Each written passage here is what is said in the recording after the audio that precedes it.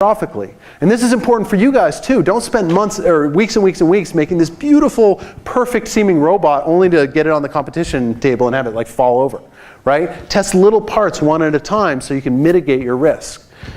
Now, if you want to read more about the Wrights, I highly recommend this biography by Fred Howard called Wilbur and Orville. I actually give this book to every single one of my grad students because these guys were the kings of experimental science. Okay, the next principle here in a process is that more ideas is going to create better ideas. And I don't want you guys to lock on to pet concepts. This is a thing that students do all the time. They think they have this great idea and they're like, I gotta do this, and they don't take input from other people. So, as an example, I want some people to yell out, how could you produce peeled carrots with one hand? Give me some designs. What? A shaver on the thumb? Okay, that's a cool idea. So that's kind of like a milling machine perspective where you have a stationary part and a moving tool. What are some other ideas? Yeah? Mounted counter shaver. Okay, so that's also kind of a mill. So you have a fixed part, you fix the carrot in something and you move it. What's another idea? Use your teeth to shave. Yeah, okay, that's kind of a lathe solution. So you've got a moving part in a fixed tool. No. These actually exist. There's patents on this stuff, right? So this is also kind of a lathe solution, moving carrot, fixed tool. But what else? Yeah? Okay, that's similar. But look how I defined this problem. You want to produce peeled carrots with one hand. So I'm going to produce peeled carrots with one hand in my magic trunk. By the way, I bring a lot of junk in my trunk every class because I think it's more fun to see examples out of for a class out of an old 19th century steamer trunk than just a box or something. All right, you ready? Peeled carrots with one hand. Ta-da! Pre-peeled carrots, right? The way I define that problem is that all I had to do was produce peeled carrots with one hand. I led you astray. You thought you had to have a machine that could cut the peel off the carrot with one hand, right? So the last point here is it's important to define your design requirements independent of your physical solutions. You all thought of a tool to peel carrots, but the way I said this was you just have to produce peeled carrots with one hand. Anybody want carrots? All right, ready? Nice. How about over here? Anybody want carrots? All right. Pass them around. Whoa, a little overshot. Okay. So another fun example, I think, of defining requirements independent of a solution is a program that the Gates Foundation did. This is Bill Gates' nonprofit foundation that serves people in developing countries. And they had this program called Reinvent the Toilet, right? So why were they doing this program? What do you think their intent was? What do you think their requirements were? Why would you want to reinvent the toilet in the developing world? Yeah? A version of a toilet that saves water. Yeah, it could save water. What's another one? Yeah? Contains sewage, yep. Yeah, I think that's on the right track, right? You want to prevent people from ingesting their own waste and getting sick. But what I find funny about this program is it's kind of arbitrary to say reinvent the toilet, right? It's as arbitrary as saying reinvent the sewer or reinvent the colon, right? All of these things have an effect on people making waste and ingesting waste. So instead, I would think about this problem as how do we prevent people from consuming their own waste and open up to different strategies that may be independent of a device like a toilet, and maybe a new business model of going around and collecting waste, and maybe a new piping network for a new sewer system. So if you're not careful about how you define your design requirements, you might impose a constraint on yourself where you just think about gizmo, gizmo, gizmo. Right? Instead of backing up and thinking about it more broadly, what is the actual problem you're trying to solve? So a design process kind of looks like this. This is a really famous image from Damian Newman. And basically it starts out with research and conceptualization. I don't know what happened to my bright laser pointer. Research and conceptualization, and then you evaluate your ideas, you narrow them down, you get more refined, and eventually, boop, you come up with a final design, right? So this is kind of the process that we're going to go through in this class. So The way I like to graphically depict this, I don't know where that laser pointer went. The way I like to what's that? No, it's not in my hand. I don't think I put it in my pants. Oh, you know what? I bet I put it, there it is. I put it down when I got the carrots. All right. So what you guys are going to be doing is you're going to first start out by thinking about the competition and what you want to accomplish. And you're going to start writing down some design requirements for how you could accomplish that what. And that is going to lead you into a strategy, right? And when I say strategy, you can think about that totally independent of the embodiment of your device. You can think about actions, like climbing up the elevator to kill Darth Vader, like moving stormtroopers around the game board. When I say those actions, they don't denote a physical robot that would do them. So you can evaluate different strategies, different actions, and then pick which one looks best. And then that is going to create what you now have to accomplish. And it'll create your new set of design requirements.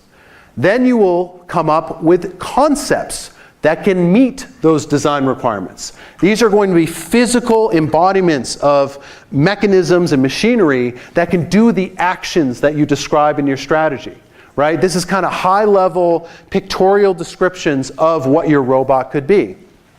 You're going to evaluate what your best concept is. Then, just like the Wright brothers, theirs was powered aircraft, you're going to break it up into modules. So the Wrights had lift, propulsion, control, etc.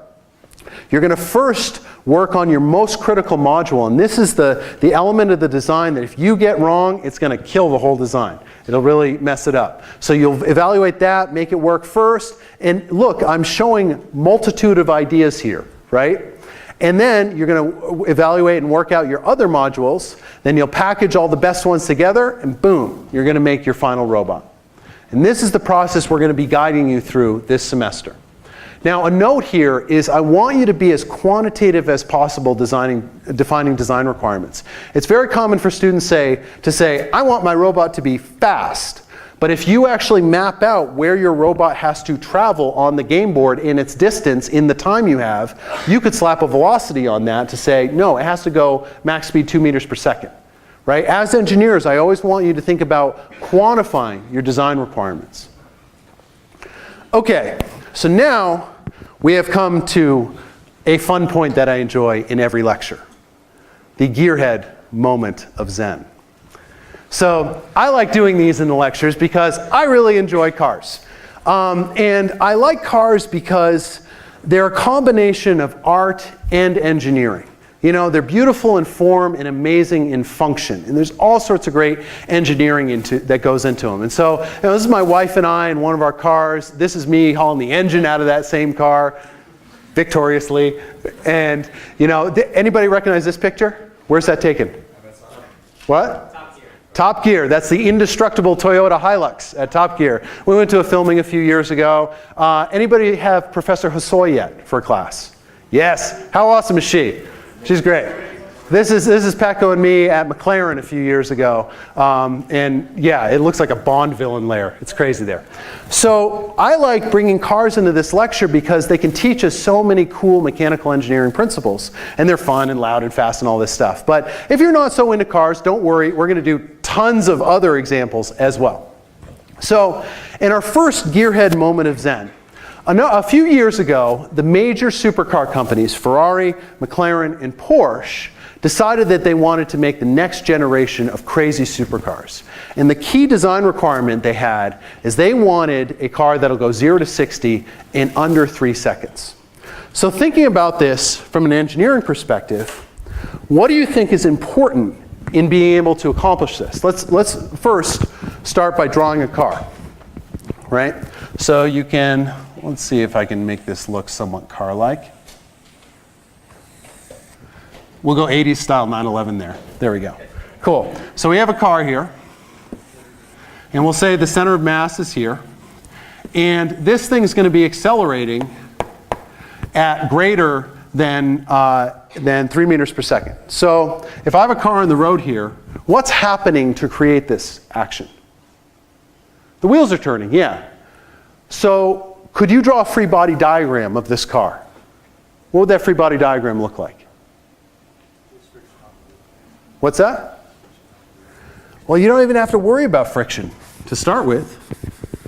So, you know, the car is not sinking into the ground, right? So it's supported by the ground. And then, say it's a rear-wheel drive car, the rear wheel is somehow making the car go forward. Oops. So which way would that arrow be going, the force acting on the car? Forward. Yep, exactly. So here's that force accelerating us forward, right?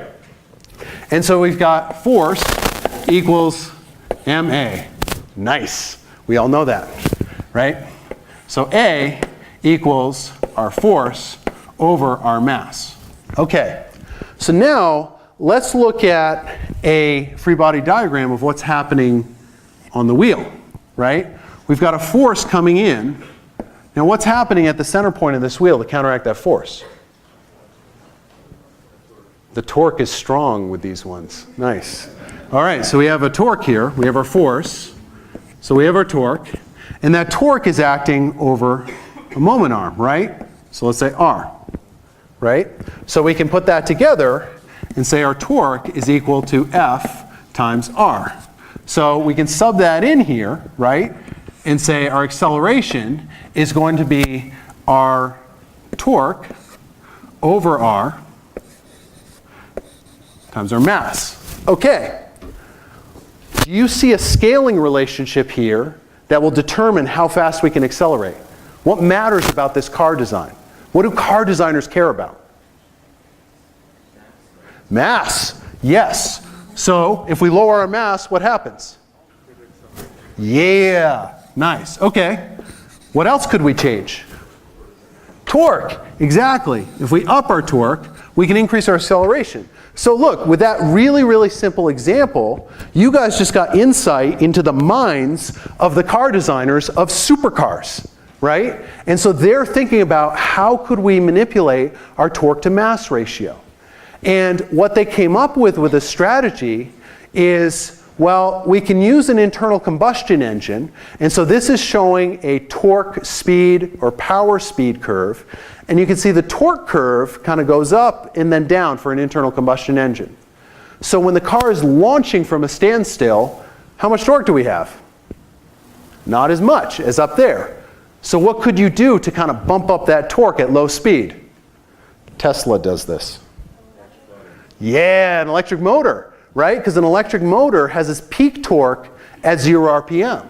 So what if we added this to that to get a really high torque at low speed so we can accelerate this sucker? So, yeah, so we can bump that torque up with an electric motor. So this is what these three companies did. Here is the Ferrari LaFerrari. So I'll show you some gratuitous loud Ferrari video. Whoops. A little too loud, sorry. All right, so there's the Ferrari LaFerrari, or in English, the Ferrari. And let's look at these specs. 900 Newton meters of torque, which is crazy. Mass, 1,255 kilograms, and a torque to mass ratio of 0.72, and acceleration under 3 seconds. I don't think they post the actual acceleration time. Okay, next competitor, the McLaren P1. Look at this monster. This is the Nürburgring, which is a really famous racetrack in Germany. But also a gas engine with an electric motor. Look at that breakdown. A little bit more torque, but a little bit more mass. Look at the torque to mass ratio. All right, third competitor, Porsche 918. Naturally aspirated V8, actually 2 electric motor systems. This is an all-wheel drive car. Here's the 918, also at the Nürburgring. And let's look at that ratio. Look at that torque monster, but it's also a pig, right? Look how heavy this thing is. But look at this ratio. 0.75, around 0.7 to 0.75, and 0 to 60 in under 2.6. Now let's look at one counterexample, which is called the Sesto Elemento. This was a concept car made by Lamborghini a few years ago, where it was called Sesto Elemento because it was all carbon. This means, I think, carbon in Italian. But here's the Stig on Top Gear driving the Sesto Elemento. And Lamborghini's intent here was to make a car super duper duper light. So even though it had low torque, look how light this is compared to the other cars. And so you can see here the design intent of all these companies. Porsche, Ferrari, and McLaren were thinking about, let's make torque monsters, right? Ferrari tried to make it light, but it's still not anywhere near as light as the Sesto Elemento. Where Lamborghini was like, oh, we'll use a regular engine, but we'll make this sucker crazy, crazy light, right? So look at this. You just with 801 physics just got insight into the minds of the greatest supercar designers in the world. This is what they were thinking, and this is awesome that they're so close to each other, even though look at the mass variations. Almost 500 kilograms, 1,000 pounds of mass difference. They still have the same torque to mass ratio. So cool. I love it. And what matters here, you can see that these ratios aren't exactly the same. The shape of that torque curve matters, because as you're accelerating, your torque is actually changing. So that's why it's not an exact comparison right here. But I hope you get the gist. Okay. So now going back to this design concept, or this design process, and we can think about how, let's take Porsche for an example, how they actually did this process that we teach in this class. So a number of years ago, Porsche said to itself, all right, we want to make an eco-friendly supercar. And actually the Porsche is the most eco-friendly of all of them. This can drive 20 miles on electric only. And so they evaluated a bunch of strategies of how to make this hybrid type supercar. Diesel electric. Audi did this in its race cars. Gasoline electric, as you just saw. Gasoline mechanical. Porsche did a race car that had a massive flywheel sitting in the passenger seat to store mechanical energy instead of a battery. Gasoline pneumatic. Some small economy cars are playing around with this right now. And ultra lightweight, like the Lamborghini. And so look at when I said all of those strategies. Do those denote a picture of a car in your head? No. And Porsche could evaluate those independent of any physical embodiments. And this is a principle that's really important that I want you guys to always think about. How do you step back and think about your design from a high level, right? From a strategic level.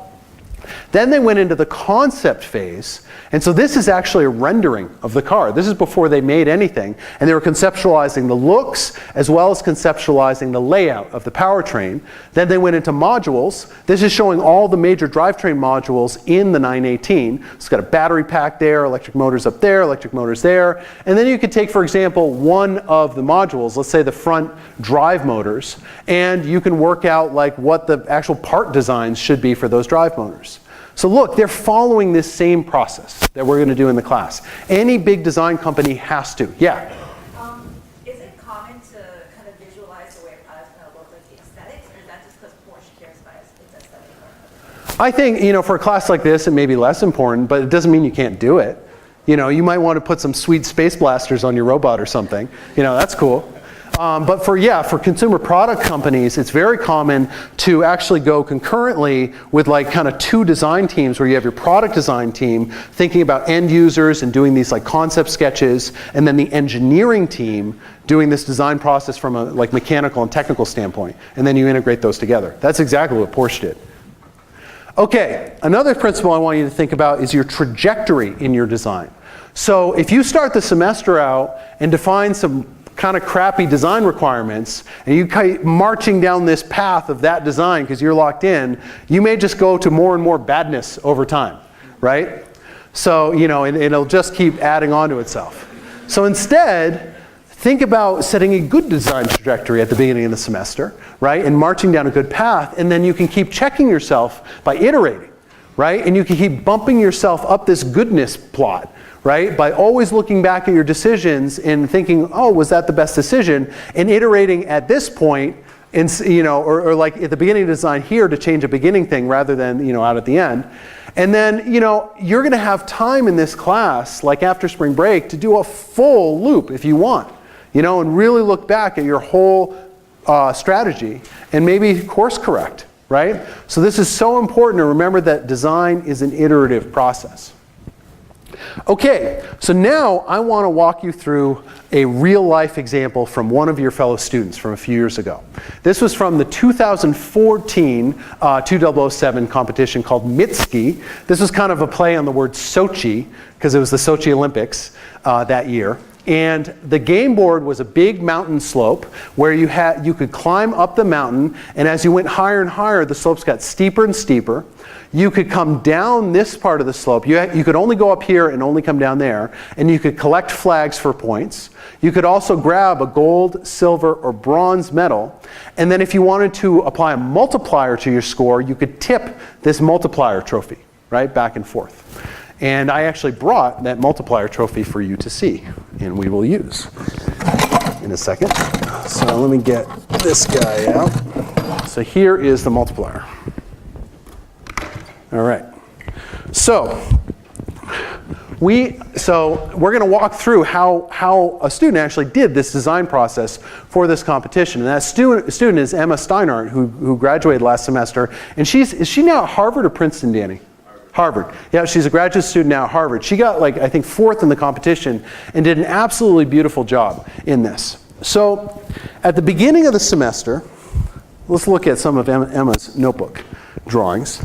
So at the beginning of the semester, she had to think about her strategy for how she could be competitive in this competition. And initially, the big design requirement you want to be thinking about is points. How can you score points? And what's going to determine those point scoring? So, here she has listed different ways of scoring points by climbing, getting flags, medals, etc., and different aspects of those operations that she would need to consider and how she would perform those, right? And she realized by doing this first order analysis that she can't score unless she climbs. All the scoring potential was from going up the hill. So what she first did was started thinking about different strategies of how to score points. So in this strategy, she's thinking about a fast robot that can lift flags with some sort of fork system, right? And she's calculating out how many points she would get from collecting flags versus climbing the different segments of the hill. And what she realized here, why this is in highlight, is that you get mondo points for climbing the steepest hill, 50 compared to only 20 cumulative points for the lower hills, right? And that was a big insight. And this is the type of thing that happens when you start doing the design process and doing analysis. You get insights from these little factors you didn't catch initially. Okay, so then, remember, more ideas is better ideas. She started generating other strategies. So here's her strategy 2. She's drawing an oil slick here and asking, can I make life harder for my opponent? But she needs to score points to make to the finals. Can't just block people to score a lot of points. And also she read the rules again and realized, no, she can't damage other probots or the game board by spilling oil everywhere, right? And she thought about, could I use a chairlift to get up and down? Then she generated some more strategies. So here's another one, and she said, well, wait a second, if I can get up to the steepest Black Diamond Trail, right, and do a few laps of that Black Diamond Trail, plus pull this multiplier, and by the way, I didn't mention this multiplier works by, as you pull it farther, you get up to a 2 times multiplication on all the points you score. She started thinking about, what if I did 2 robots? A muscly robot that can pull the multiplier and a quick robot to climb the hills. And she called them Schmiegel and Arnold. Okay, then she started doing some really nice analysis. And this is the type of analysis you're going to be doing this week in your first milestone. And look, there's no picture of a robot on this sheet. She can start thinking about actions in the competition and how she could score points. So in her first strategy, she's doing a hill climb, she's getting some flags, etc., and she's adding up the points. Here's strategy 2, you get fewer points. Strategy 3, you climb up and then do a 2 times multiplier. Look at that, she's getting 340 points instead of 202. And she's realizing more and more, boy, if I can do 2 robots, even if she can only do 2 Black Diamond laps, she's going to score a ton of points by pulling down the multiplier. And she's realizing sensitivity in the design. The multiplier is really sensitive. And if you can get a lot of multiplier here, you can really, really up your points. Bigger points if I can get the bonus. So she landed on this combo strategy of, could I add a fork to a climbing robot just in case I'm going down the hill and I pop a flag out, and a lifter robot, that gets the bonus points. 2 robots became her strategy. And again, I want to stress, she's doing this all without showing what these robots look like. So then she had to think about, how do I get the bonus, right? And she's drawing the multiplier here. It's just a quick sketch of the multiplier. You can see the two handles up there and the mass down there. And she's, you know, this is a great skill to learn as an engineer. Like, just play with stuff. Be like, what happens if I push this thing? You know, how hard do I have to pull to move this thing? Start interacting with the game board. That'll give you ideas. And she quickly cut out ideas of, you know, swinging it back and forth, because if she swings it back and forth, look, she's scoring her opponent points too, right, by going to the other side.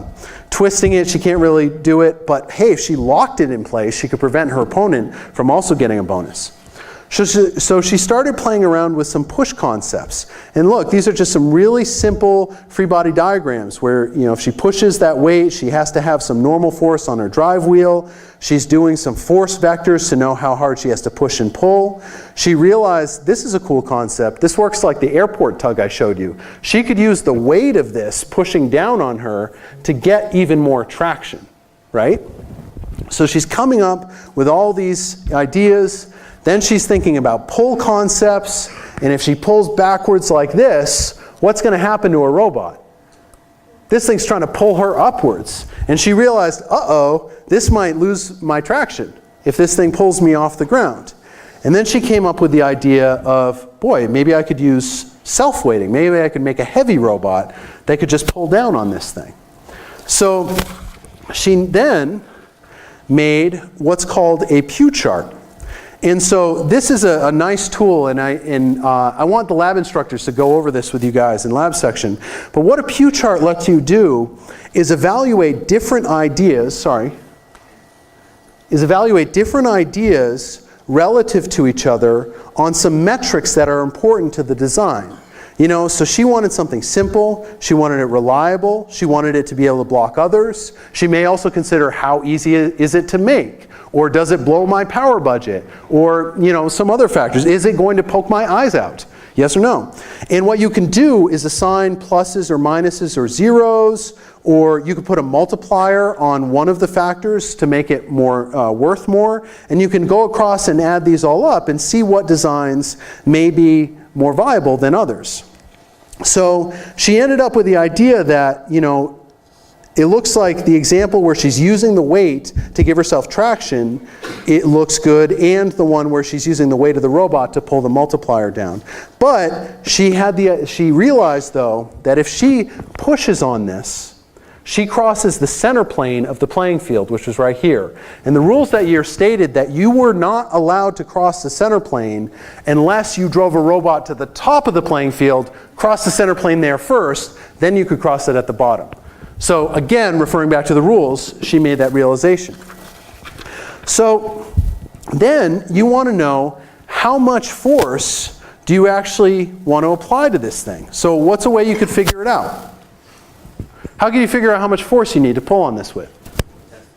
Test it, exactly, with a force scale. Yeah, so down in lab, we have these things. They're also called fish scales. And you can pull down and you can take measurements of how much force that needs. We have stiffer ones down there too if you need more force. But you can create a relationship of how much force you need versus the angle tipped. And so that's what she did. You know, check this out. So, you know, she looked at 1x, 1.5x, 2x multipliers, and she saw that she needs to break a threshold of 3 kilogram force downward pull in order to get into the 2x multiplication range, right? And then the other thing she did down here, check this out, is she took all the measurements with a tape measure, how big this is. And by the way, the height of this was higher than we allowed in the starting box. She had to have a system that could extend somehow and then hook onto this, right? So she wrote out, I need to extend to 17 inches high, I need to retract down to 17 inches down to tip this enough, and I need to exert 30 newtons of force. Now another thing you can do in lab is start making some quick and dirty bench level prototypes.